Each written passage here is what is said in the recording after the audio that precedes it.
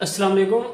Class 5 exercise 2B हमने जो है HCF मालूम करना है बाय प्राइम फैक्टराइजेशन मेथड से। ठीक है, तो यहाँ पे मैं कोशिश करूँगा कि आपको दोनों मेथड जो हैं वो दोनों समझा दूँ। जो आपका HCF मालूम करने का एक मेथड होता है प्राइम फैक्टराइजेशन, और जो आपका दूसरा मेथड होता है वो बाय डिवीजन मेथड होता है। ठीक है, तो इसमें जो है हम सबसे पहले स्टार्ट करते हैं फैक्टराइजेशन। जो है हमने उसके फैक्टर बनाने हैं, फैक्टर के बाद हमने उसका क्या मालूम करना है, HCF मालूम करना है। ठीक है, तो यहाँ पे अगर हम देखें मेरे पास ये वैल्यूज हैं तीन, इसका पहला पार्ट है 64 के मैं फैक्टर बनाता हूँ। मैं 2 वाला टेबल लेके जाता हूँ। यहाँ पे मुझे कैसे पता चला कि 2 वाला टेबल जाना है, क्योंकि एंड पे 4 है। 4 आपका इवन नंबर होता है। ठीक है, तो इवन नंबर जब भी होगा तो हमारा 2 वाला टेबल जा सकता है सिंपल, तो हम 2 वाला टेबल लेके जाते हैं। अब देखिए अगर हम 2 को 3 से मल्टीप्लाई करें तो आपके पास क्या आ जाता है, 6 आ जाता है। तो 2 मल्टीप्लाई 3 मैंने जो है वो किया तो 6 आ गया, और मैं 2 को अगर 2 से मल्टीप्लाई करूं तो 4 भी हो जाता है। ठीक है, तो इस तरह से ये हमारा एक फैक्टर जो है इसका कंप्लीट हो जाता है। फिर मैं फर्दर इसे आगे सॉल्व करता हूं, तो यहाँ पे देखें फिर एंड पे 2 आ रहा है। फिर हम क्या करेंगे, 2 वाला टेबल लेके जाते हैं। अब यहाँ पे आपने ये वाली बात थोड़ी सी गौर से समझनी है, अक्सर स्टूडेंट यहाँ पे मिस्टेक करते हैं। आपके पास 2 1 जा 2, क्योंकि 3 पे तो नहीं जा रहा था, तो हमने क्या करना है 2 1 जा 2। यहाँ पे आपके पास 2 है, ये तो था 3, तो हमने क्या करना है, जो एक आपका यहाँ पे रिमाइंडर आ रहा है वो नेक्स्ट वाले नंबर के साथ मिला देना है।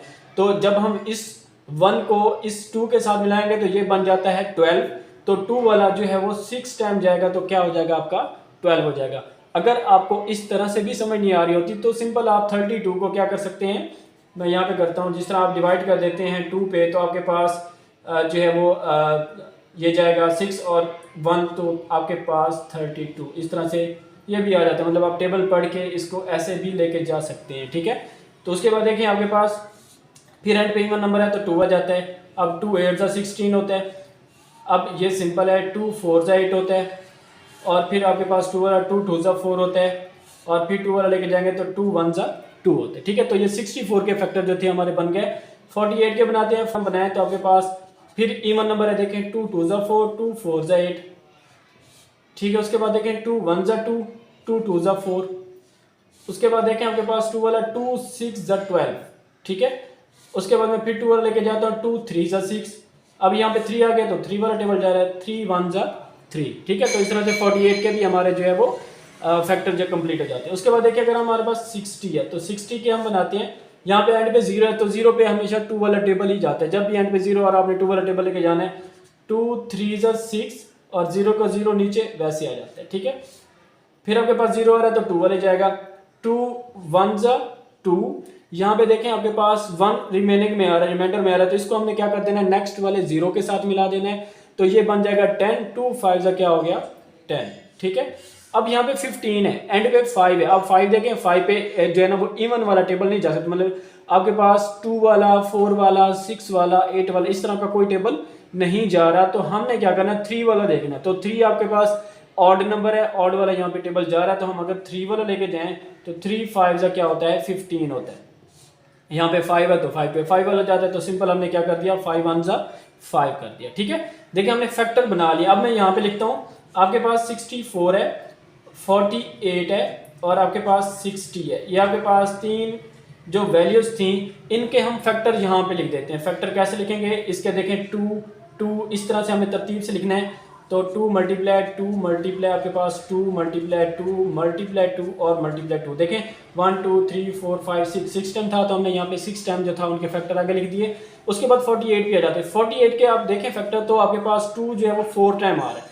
आपने यहाँ से स्टार्ट करना है, इधर से ऐसे नीचे की तरफ, तो आपके पास 2 मल्टीप्लाई 2 मल्टीप्लाई 2 मल्टीप्लाई आपके पास 2, और ये कोशिश करनी है कि आपका जो भी नंबर है वो एक दूसरे के नीचे आना चाहिए, क्योंकि जब हम आगे इसको कॉमन लेंगे तो वहाँ पे हमें प्रॉब्लम नहीं आता। और उसके बाद मल्टीप्लाई क्या है 3 है। ठीक है, 48 के भी हमने फैक्टर लिख लिए। अब हम आ जाते हैं 60 पे। 60 में अगर हम देखें तो आपके पास 2 2 3 5 आ रहा है, मतलब कि 2 मल्टीप्लाई 2 मल्टीप्लाई 3 मल्टीप्लाई क्या आ जाता है 5 आ जाता है। तो हमने इस सब के जो थे वो फैक्टर लिख लिए हैं। अब हमने देखना है कि जो तीनों वैल्यूज के जो फैक्टर हैं उनमें से कॉमन जो तीनों में आ रहे हैं वो कौन से। देखें आपके पास जो 2 है वो तीनों में आ रहा है, तो हमने तीनों में उसको क्या कर दिया सर्कल कर दिया। फिर अगर हम देखें नेक्स्ट आपके पास 2 है, वो भी तीनों में आ रहा था, तो हमने इसको भी क्या कर दिया सर्कल कर दिया। यहाँ पे आपके पास 2 है, यहाँ पे भी 2 है, लेकिन यहाँ पे नहीं है तो हम नहीं करेंगे। ये भी आपके पास दोनों में आ रहा है, इसमें नहीं है तो हम नहीं करेंगे। 3 देखें आपके यहाँ पे भी आ रहा है, यहाँ पे भी आ रहा है, फिर भी हम नहीं करेंगे क्योंकि हमने सिर्फ जो है वो वाले नंबर लेने हैं जो आपके तीनों में कॉमन होंगे। तो आपके पास ये कॉमन जो है वो 2 और 2 आ रहे थे, इस 2 को और इस 2 का मल्टीप्लाई करेंगे तो सिंपल आपके पास जो HCF बनेगा वो कितना बन जाता है, यहाँ पे आपके पास 4। ठीक है, चलिए हम इसका बी पार्ट करते हैं। अब हम देखें बी में आपके पास 63, 18 और आपके पास 72। ठीक है, तो मैं क्या करता हूँ 63 के जो है वो फैक्टर बनाता हूँ। यहाँ पे देखें एंड पे 3 आ रहा है तो आपका ये ऑड नंबर है, तो आपने स्टार्ट जो करना है वो किसी ऑड नंबर से करना है, इवन वाला जो है वो टेबल नहीं जाएगा। तो आपने ऑड में आपके पास 3 आते हैं, हम देखें 3 वाला टेबल लेके जाते हैं। 3 2 6, 3 2 6, 3 1 3। ठीक है, फिर देखें 21 है, फिर ऑड जा रहा है आपके पास 3 7 21। फिर हम जो है यहाँ पे 7 है आपका प्राइम नंबर है, तो 7 वाला टेबल जो है इस पे जाएगा। ठीक है, अब हम देखें 18 है, उसके हम बनाते हैं। 18 में अगर हम देखें 2 वाला टेबल जा रहा है क्योंकि एंड पे 8 है, तो 8 आपका जो है वो इवन नंबर है। तो यहाँ पे अगर हम देखें तो आपके पास जो है 2 9 18, फिर 9 है तो 3 वाला जाता है, 3 3 9, फिर 3 1 3। उसके बाद आपके पास 72 है। अगर हम इसमें देखें एंड पे 2 आ रहा है, सिंपल उसी तरह से 2 3 6, 2 3 6, यहाँ पे आपके पास 1 है, 1 को हम शिफ्ट कर देते हैं नेक्स्ट, तो ये क्या बन जाता है 12। तो 2 6 क्या हो जाता है आपके पास 12। ठीक है, फिर हम 2 वाला लेके जाते हैं। अब यहाँ पे 2 1 2, यहाँ पे 1 आपके नेक्स्ट 16 जो है वो बन जाएगा आपके पास, तो ये 8 टाइम जाएगा 16 हो जाता है। फिर आपके पास 2 9 18 हो जाता है, 3 3 9 हो जाएगा और 3 1 3 हो जाएगा। ठीक है, अब हम यहाँ पे देखते हैं कि आपके पास जो नंबर थे 63, 18 और आपके पास 72, तो इनमें जो है फैक्टर इसके जो थे ये आपके पास 3 मल्टीप्लाई 3 मल्टीप्लाई 7। अगर हम इसके देखें 18 के तो 2 मल्टीप्लाई 3 मल्टीप्लाई आपके पास 3, और अगर हम देखें 72 के तो आपके पास 2 मल्टीप्लाई 2 मल्टीप्लाई आपके पास 2 मल्टीप्लाई 3 मल्टीप्लाई 3 आता है। इसमें भी हमने क्या करना है, कॉमन निकालना है। तो अगर हम यहाँ पे देखें आपके पास ये जो 3 आ रहा है कॉमन में, ठीक है, और ये 3 भी आपका कॉमन में आ रहा है, ये आपके पास कॉमन में आ रहा है। ठीक है, ये दोनों जो आपके पास 3 थे वो कॉमन में आ रहे हैं। इसके अलावा आपके पास कोई भी कॉमन वाला नंबर नहीं है, तो हमने क्या करना है HCF is equal to 3 multiply 3, और ये आपके पास क्या बन जाएगा 9। तो आपके पास जो HCF है मैं यहाँ पे लिख देता हूँ, HCF is equal to 3 multiply 3, तो आपके पास क्या बन गया 9। तो आपके पास HCF जो कॉमन फैक्टर्स थे वो आपके पास 9 आ जाते। हाँ जी, नेक्स्ट आपके पास सी पार्ट है। सेम उसी तरह से अब आपको जो है वो फैक्टर बनाना आगे होंगे, तो हम जो है वो डायरेक्ट इसको सॉल्व करते जाते हैं। तो यहाँ पे आपके पास 13 वाला ही टेबल जाएगा। अगर हम 96 की बात करें तो आपके पास 2 वाला टेबल जा रहा है, 2 4 8 1 इधर, 2 8 16, फिर 2 वाला 2 2 4 2 4 8।